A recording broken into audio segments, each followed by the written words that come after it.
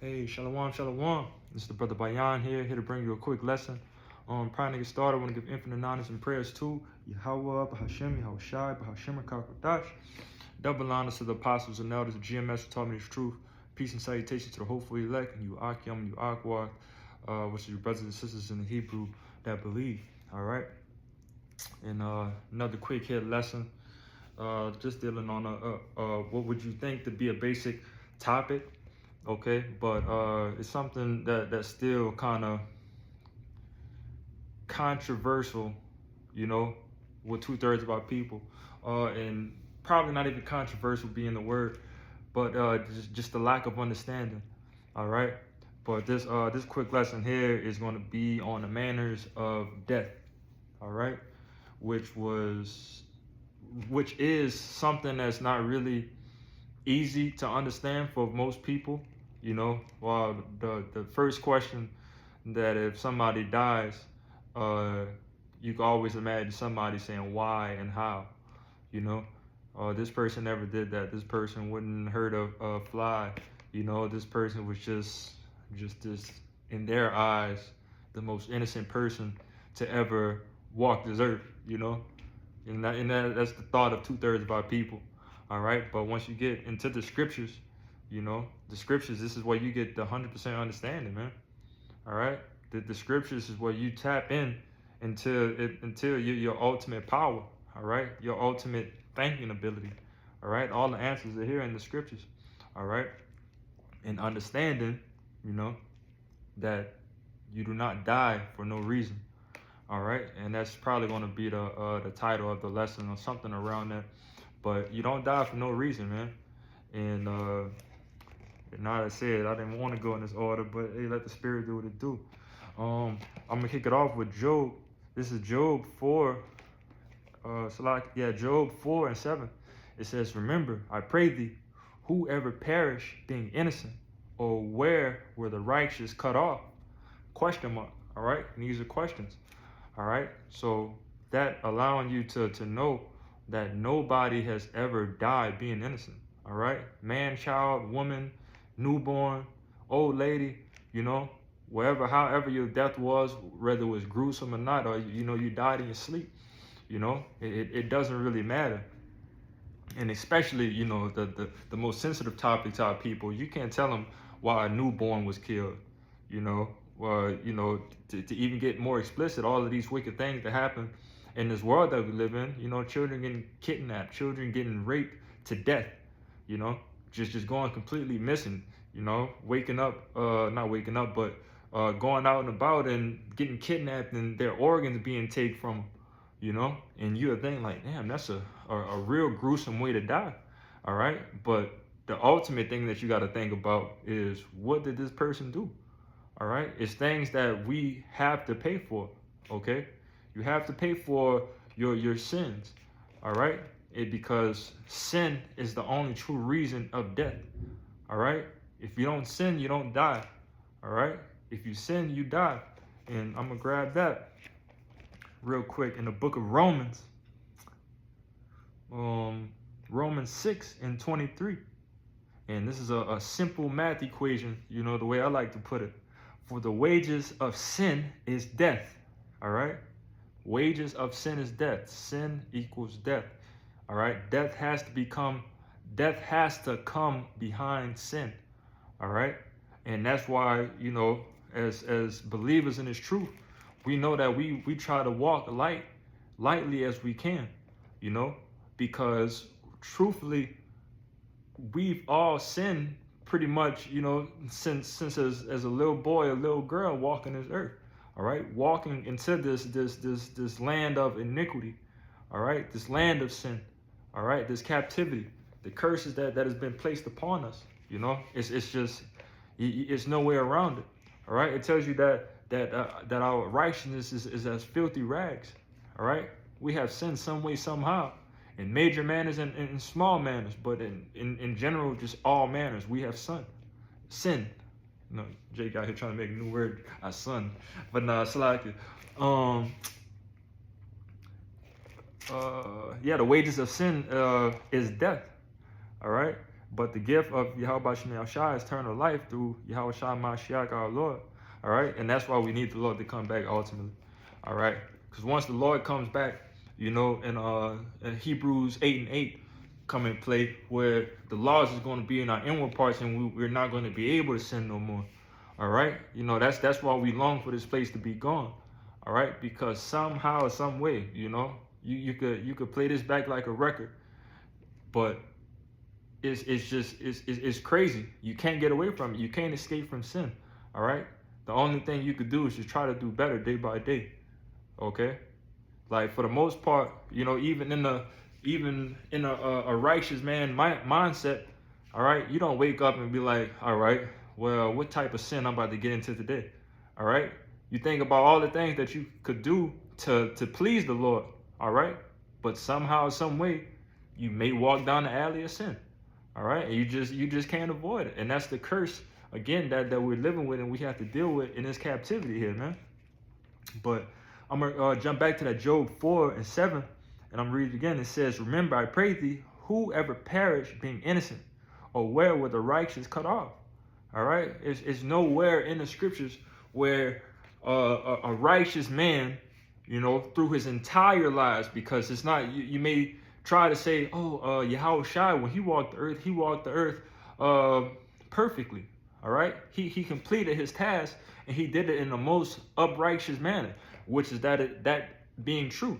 All right, but ultimately it goes back into what he did in his past lives. All right, in his past reincarnations, because reincarnation is real and true according to the scriptures. All right, and that'll be another lesson. I'm not gonna hop in that right now. But just to make things plain and simple, through the reincarnations of Yahweh Shai sinned. All right, starting off with Adam. All right, and then jump into Solomon. All right, and there's many more in between, but I'm just letting you know the most common things that have come through, you know, somebody that's kind of in tune into the scriptures. All right, these things that the Lord had to pay for. So in his reincarnation, as you know, when he came down as Yahweh Shai, Salakia, he had to get on the cross, and he had to receive that abuse, you know, and that ultimately he had to receive death because of his past sins. All right, so you can't escape it at the end of the day. All right, and again, it's a fearful thing, but that's the fear that you need to have in Yahweh Shem Yahushua at the end of the day. All right, knowing that you done messed up, and you know death can be around the corner. All right, we can't call it out when it's going to happen, how it's going to happen, all right, if it's going to happen, but it's the fear that you need to have and give that reverence to Yahweh Shem Yahushua to pray that it don't happen, all right. But if it do happen, hey, you can't escape it, all right. I thought that I did my time in the military, but I thought that was going to be the time that I accepted death more than anything, but when I finally got the true understanding in the scriptures is the most comfortable that you can ever be with death. All right, because you're not going to perish, you're not going to die for no reason. All right, if you die, it's something that you did that you just had to pay for, plain and simple. All right, but I got two more precepts. I'm gonna jump right here to the book of Ecclesiastes, chapter 3:16. It says, "And moreover, I saw under the sun the place of judgment, that wickedness was there, and that the place of righteousness, that iniquity was there." All right, and under the sun, that place of judgment, what is that? That's earth. Where we at right now. You know, little do you know, if you just tuning in and you don't really understand death, understand that in this captivity that we are in right now, all right, being away from our power, this is the place of judgment. All right, when people are born, they are born to die. All right, you are born to die here. All right, for the most part, unless the Lord forbids. All right, because we know at this, we believe 144% that this is the last round of things. All right, we are closing in on that 12th hour when our Lord, you know, should be returning soon. All right. We got all these prophecies and everything coming to pass. All right. We need a couple more things to come by. But when these things do come past, all right, it's pretty much, close the doors on this thing. All right. But as long as everything is operating how it is right now, if you're coming here, you pretty much, you're coming here to die at the end of the day. Sad to say, however you feel about it, it's the hard truth when it comes to things. All right. But at the end of the day, by this coming into, again, which we believe is the last times, is some men that are not going to be, death is not permitted unto them. All right. It's some men that may walk out of this thing straight to the chariots, and that's the most simplest, beautiful way that you could put it. You might go through all of these things. You're still going to have to go through the fear and the trauma of things, because again, Jacob's trouble, if you don't know, is going to be the worst time of all times that we all will have to go through. All right. And it tells you throughout the scriptures that some men will have to taste death. All right. But if they taste death, just know that your works do follow. The things that you've been doing, these past couple of years, ever since coming into the truth, your works do follow. All right. But if it was time for you to fall, hey, there was just your time for you to fall. All right. But again, some men will walk into the chariots without tasting death. All right. Thus saith the Lord. All right. But ending off with this, and where is that? This is one of my favorites, because this goes to the this goes to the mamas or whoever that be crying in the streets, talking about my poor baby, who did this, why they did this. All right. At the end of the day, the Lord did it. All right. The Lord did it. Who killed my son? The Lord did it. All right. Demons possessed this person and he got on him, and the Lord executed this perfect plan to get your son X out at the end of the day. All right. And was it for no reason? Hell no. Your son was either moving wrong right now, or he was moving wrong in his past times. All right. That's the only thing that you got to reconsider. All right. It's a reason. It's a reason why you died. All right. But ending it off right here, this is the book of Psalms, chapter 68 and 20. It says, and I'm going to read it verbatim. He that is our God is the God of salvation. All right.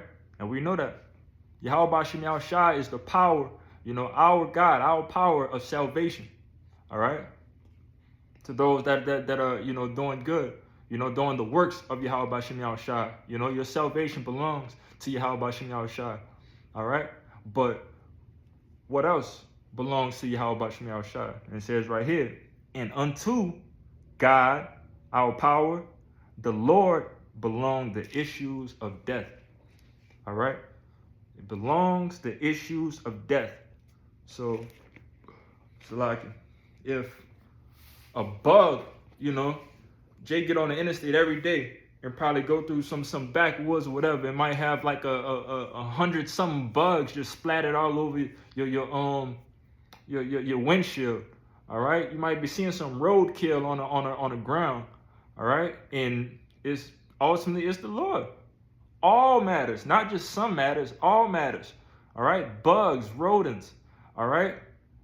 You see some of the most random things all over social media, man. Like, most recently, I seen this video a couple times on social media.